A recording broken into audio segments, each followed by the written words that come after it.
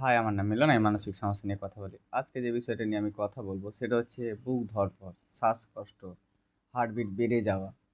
যারা মানসিক সমস্যার মধ্যে রয়েছে, সে অ্যাংজাইটি হোক, ওসিডি, যে কোনো ক্ষেত্রে দেখেছি বুক ধড়ফড়, শ্বাসকষ্ট এটা একটা কমন একটা সমস্যা হয়ে দাঁড়িয়েছে। তো আমি আমার সমস্যাটা কিভাবে ঠিক করেছি, আমার কি সমস্যা হতো, প্লাস তোমাদের যাদের এই মানসিক সমস্যার জন্য শ্বাসকষ্ট, বুক ধড়ফড়, তোমরা এই সমস্যাটাকে কিভাবে অল্প করে রিকভার করবে, আজকে এই বিষয়ে তোমাদের সাথে আলোচনা করব। তো দেখো, প্রথমত আমি কয়েকটা কথা বলি যে আমাদের যে বুক ধড়ফড় করে তার কিছু রুলস আছে, তার কিছু নিয়ম আছে। যেমনটা একটা জিনিস খেয়াল করে দেখো, বুকের মানে হার্টবিটের যে স্পিড সেটা কখন বাড়ে একবার খেয়াল করে দেখো জাস্ট। কখন বাড়ে একবার ভেবে দেখো। তুমি হয়তো কাজ করছো, নয়তো হয়তো দৌড়াচ্ছ, নয়তো কোনো কারণ হয়তো ভয় পেয়েছো বা নেগেটিভ চিন্তা করছো। একটা জিনিস খেয়াল করে দেখো, তোমাদের হার্টবিট তখনই কিন্তু বেড়েছে যখন হয়তো মনের মধ্যে কোনো রকমের নেগেটিভ চিন্তা কন্টিনিউ চলছে। হয়তো এরকমটা চিন্তা চলছে যে হয়তো আজ হয়তো আমি মারা যাব, আজ হয়তো আমার কিছু হয়ে যাবে, ওখানে এটা কেন হলো, সেটা কেন হলো, মনের মধ্যে নানান রকম সে নেগেটিভ চিন্তা যখনই চলে, তখন কিন্তু আমাদের হার্টবিট ফাস্ট হয়ে যায়। আর যারা এই মানসিক সমস্যার মধ্যে পড়ে রয়েছে তারা যে টেস্ট করায়নি তা তো না। ডক্টরের ইসিজি, ইকো যেটাই বলেছে তারা সেটাই টেস্ট করেছে। তারপরেও সে ডক্টরের কথা কোনো মতো মানতেই চায় না। ডক্টর হয়তো বলে দিয়েছে, না তোমার হাড়ের কোনো সমস্যা নেই, তোমার হাড় ওকে আছে।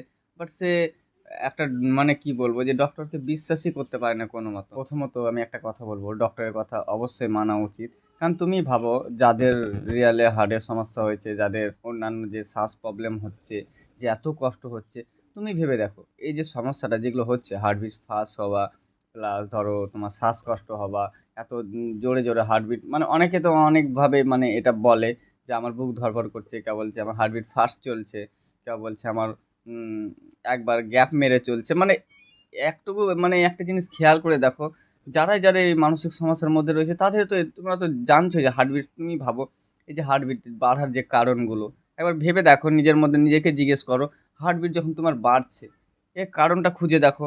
হয়তো মনের ভিতরে কিছু নেগেটিভ চিন্তা চলছে, হয় তুমি হয়তো কাজ করছো, এগুলোর জন্য কিন্তু হার্টবিট আমাদের ফাস্ট হয়। আর একটা কথা, সবথেকে বড় কথা এটাই তো, যে ডক্টর যখন বলে দিয়েছে যে না তোমার কোনো হার্টের সমস্যা নেই, যেটা হচ্ছে তোমার মানসিক সমস্যা থেকে, তাহলে আর কেন।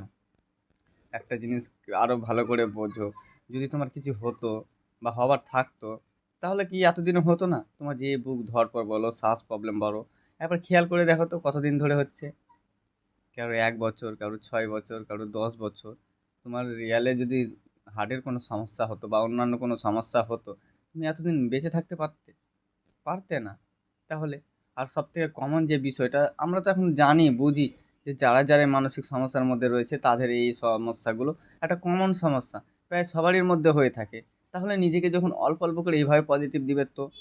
তো এবার আসি আমি আমার সমস্যাটা, যে যখন আমি মানসিক সমস্যার মধ্যে ছিলাম, আমার হার্টবিট কীভাবে ফাস্ট চলতো না চলতো, কী সমস্যা হতো, এটাও তোমাদের সাথে আলোচনা করি। আর একটা কথা, অবশ্যই আজকের ভিডিওটা উম, তোমাদের জন্য যারা মানসিক সমস্যাতে আছে, প্লাস তাদের সব টেস্ট ওকে হয়ে গেছে, ডক্টর বলেছে না তোমাদের কোনো সমস্যা নেই। আজকের ভিডিও তাদের উদ্দেশ্যে। আর যারা তোমাদের সমস্যা হচ্ছে, তোমাদের হয়তো কোনো টেস্ট হয়নি, কোনো কিছু হয়নি, ডক্টরে হয়তো যোগাযোগ হয়নি, তো তোমাদেরকে আমি বলবো কাছাকাছি ডক্টর দেখাও, ডক্টর থেকে কনফার্ম হও যে না তোমার আদৌ কোনো সমস্যা নেই। আমার হার্টবিটটা ফাস্ট কখন হতো সেটাও তোমাদেরকে বলি। আমি যখন শুয়ে থাকতাম, শুয়ে যখন উঠতাম, যে একটু উঠে দাঁড়াবো, তখনই বুকের ভেতরে এত জোরে মানে হার্টে আওয়াজ করতো, মানে এত ফাস্ট চলতো যে আমি ভয় পেয়ে যেতাম। আর কি বলবো, মানে কি বলি, যে যারা তোমাদের সমস্যা হয়েছে তোমাদের বুঝতে পারছো, হার্টবিট যখন খুব ফাস্ট চলে, মনে হচ্ছে এখানকার আওয়াজ কানে ডাইরেক্টলি শুনতে পাচ্ছি, এরকম জোরে আওয়াজ হতো। তখন আমি প্রথম একটু ভয় পেয়ে গেছিলাম। শুয়ে থাকতাম, অটোমেটিক দেখছি হার্টবিট ফাস্ট চলতে লাগতো। এটা নিয়ে কিন্তু আমি অনেক দিনই সমস্যায় ছিলাম আর কি। তো আমি যখন, সবথেকে বড় কথা, আমার এই যে বুক ধড়ফড় বলো, শ্বাসকষ্ট বলো, আমার শ্বাসকষ্ট প্রচুর হতো। এমনও তো হতো যে আমার একটা নির্দিষ্ট টাইম থাকতো, হয়তো সন্ধ্যা ৭টার পর থেকে আমার শ্বাস প্রবলেম শুরু, ২ ঘন্টা টানা থাকবে শ্বাস প্রবলেম। জোরে মানে টেনে শ্বাস নিতাম, টেনে মানে কি বলবো, এত কষ্ট হতো। কিন্তু আমার তো সব টেস্ট নর্মাল ছিল, কিন্তু তাও কি বলো, যখন কষ্টগুলো হয় না তখন মেনে নেওয়ার মতো থাকে না আর কি। এবার ধরে নাও তোমার শ্বাস প্রবলেম হচ্ছে, আর তোমাকে হয়তো কেউ বলছে না এগুলোকে মেনে নাও। হ্যাঁ, এটাই হচ্ছে প্রসেস, মানে সঠিক প্রসেস যে মেনে নেওয়া। কিন্তু মেনে নেওয়াটা যে এত সহজ তাও না। এবার তুমিই ভেবে দেখো, আমার কষ্ট হচ্ছে, আমাকে বলেছে মেনে নিতে। কিভাবে মানবো? কষ্ট তো হচ্ছে নাকি? অনেকে বলে যে না এদিকে ফোকাস দিবে না, এগুলোকে ইগনোর করো। কিভাবে সম্ভব এগুলো? কিন্তু আবার এটাই সম্ভব, তোমাকে অল্প অল্প করে প্র্যাকটিস করতে হবে। তুমি যে ভাবছো কি না যে এই যে সমস্যাগুলো তুমি অল্প দিনে ঠিক করে দিবে, এটা কোনোদিনই সম্ভব না। আর আমি আর একটা জিনিস নোটিস করেছি এই সমস্যাতে, যে যারা এই মানসিক সমস্যাতে যারাই রয়েছে, যে কোনো মানসিক সমস্যাতে, তাদের এই যে বুক ধড়ফড় বলো, শ্বাসকষ্ট, প্রায় সবারই হয়ে থাকে। আর হবেও না কেন? কারণ সে তো নেগেটিভ চিন্তা করছে, এটা হয়ে যাবে, ওটা হয়ে যাবে, এটা হচ্ছে, সেটা হচ্ছে। সে ভয় পাচ্ছে, আর ভয় পেলে বুক ধড়ফড়, এটা তো একটা কমন বিষয়। তুমি ভেবে দেখো, হয়তো তুমি কোথাও দাঁড়িয়ে রয়েছো, এমন কোনো একটা কেউ তোমাকে নিউজ শোনালো বা একটা খবর দিল যে না তোমার ওখানে কিছু একটা হয়ে গেছে, বা তোমার ওখানে কোনো একটা আত্মীয়র এটা হয়ে গেছে, তুমি ভেবে দেখো না, তোমার বুক ধড়ফড় করেনি? শ্বাস নিতে হালকা হালকা প্রবলেম হয়নি? 100% হয়েছিল। তাহলে তখন তুমি যখন ভালো ছিলে, তখন এরকম যখন নিউজ শুনতে, তখন তো তোমার শ্বাস প্রবলেম হতো, তখন তো তোমার হার্টবিট ফাস্ট চলতো। তাহলে আর এখন তো তুমি তো অলরেডি অল টাইম ভয়ের মধ্যে থাকো, তো এখন হার্টবিট মানে ফাস্ট চলবে না, নাকি শ্বাস প্রবলেম হবে না? কোনটা? দুটোই তো হবে। তাহলে যখন আমাদেরকে মেন পয়েন্ট যেটা আছে, ডক্টর যখন আমাদেরকে সব টেস্ট করার পরে বলে দিয়েছে না তোমাদের কোনো শারীরিক সমস্যা নেই, যেটুকু হচ্ছে এটা মানসিক সমস্যা থেকে, তাহলে এর এগেনস্টে তোমাকে পজিটিভ দিতে হবে। মানছি ধরো যে এই যে কষ্টটা, এই যে কষ্টের লেভেলটা, এই যে মেনে নিয়ে যে এগোবো, এটাও তো অনেকটা কষ্ট।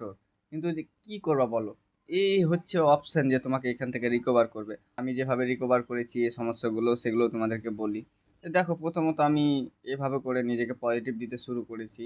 তো দেখো, প্রথমত আমি অনেকই তো ডক্টর দেখালাম, সবাই তো বলছে না তোমার হার্টের কোনো সমস্যা নেই, তোমার শারীরিক কোনো সমস্যা নেই।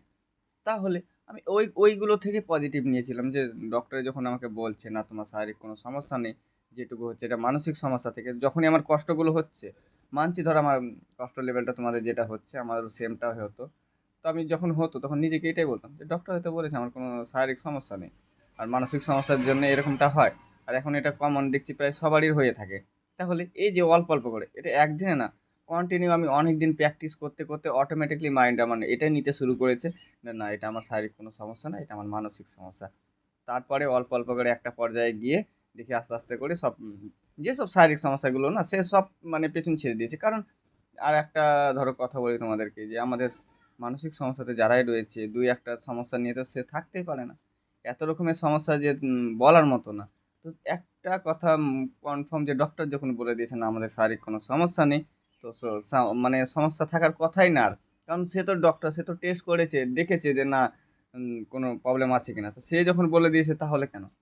যখন আমাদেরকে এরকমটা বলে দিয়েছে না তোমাদের কোনো সমস্যা নেই, তাহলে নিজেকে এটাই পজিটিভ দিতে হবে। যখনই সমস্যা, মানছি কষ্ট যখন হয়, কষ্টটা তখন নিজেকে বোঝানোর মতো ক্ষমতা থাকে না, কিন্তু মানছি বোঝানোর মতো ক্ষমতা থাকে না, তাহলে তোমাকে অল্প অল্প করে পজিটিভ দিতে হবে। এবার কিছু কিছু মানুষ আছে, দাদা আমি কিছুদিন প্র্যাকটিস করছি, কয়দিন ভালো কয়দিন খারাপ। অ্যাকচুয়ালি ভেবে দেখো, মানসিক সমস্যাতে প্রায় 10, 12, 20, 25, 40 বছর পর্যন্ত মানুষের আমি গল্প শুনেছি যে এই সমস্যার মধ্যে ফেসে রয়েছে। কেন ফেসে রয়েছে? কারণ হয়তো 2 দিন সে ট্রাই করে, আবার ছেড়ে দেয়, ভাবছে না আমার দ্বারাই হবে না। প্লাস ধরো আবার এরকমটা হয় যে 2 দিন ভালো চলছে, আবার সে প্র্যাকটিস করছে, আবার ধরো নেগেটিভ দিচ্ছে, পজিটিভ দিচ্ছে। দেখো, আর যাই হয়ে যাক, নিজেকে এখান থেকে রিকভার করতে হলে তোমাকে অল্প অল্প করে কন্টিনিউ পজিটিভ দিতে হবে। পজিটিভ তুমি যখন না দিতে পারবা, অন্তত নেগেটিভটা দিও না। কারণ নেগেটিভ দিলে এই সমস্যা থেকে রিকভার হওয়া সম্ভব না। আর একটা কথা, অনেকেই বলে যে দাদা 2 দিন 4 দিন তো প্র্যাকটিস করলাম, কই কিছু হচ্ছে না। দেখো, ওই প্র্যাকটিসে কিচ্ছুই হবে না। আর ওই প্র্যাকটিসে যদি ধরো সাপোজ কিছু হতো, এতদিন ধরে মানসিক সমস্যাতে যারাই রয়েছে না, তাদের এত কষ্ট হতো না। তারা তো জানতো যে 2 4 দিন প্র্যাকটিস করবো, এই সমস্যা থেকে রিকভার হয়ে যাব, তাই না? এমনটা তো না। তাহলে আমি বলবো, এই যে বুক ধড়ফড় করছে, শ্বাস প্রবলেম হচ্ছে, এ নিয়ে ভয় পেও না। ডক্টর তো আমাদেরকে বলে দিয়েছে না কোনো সমস্যা নেই। হ্যাঁ, অল্প অল্প করে তোমার চিন্তার পরিবর্তন করো, যেসব ভয়গুলো পাচ্ছ সেগুলোকে অল্প অল্প করে মানে পজিটিভ দাও, ভয় কাটানোর চেষ্টা করো, চিন্তার পরিবর্তন করার চেষ্টা করো, দেখবে এগুলো আস্তে আস্তে ঠিক হয়ে যাবে।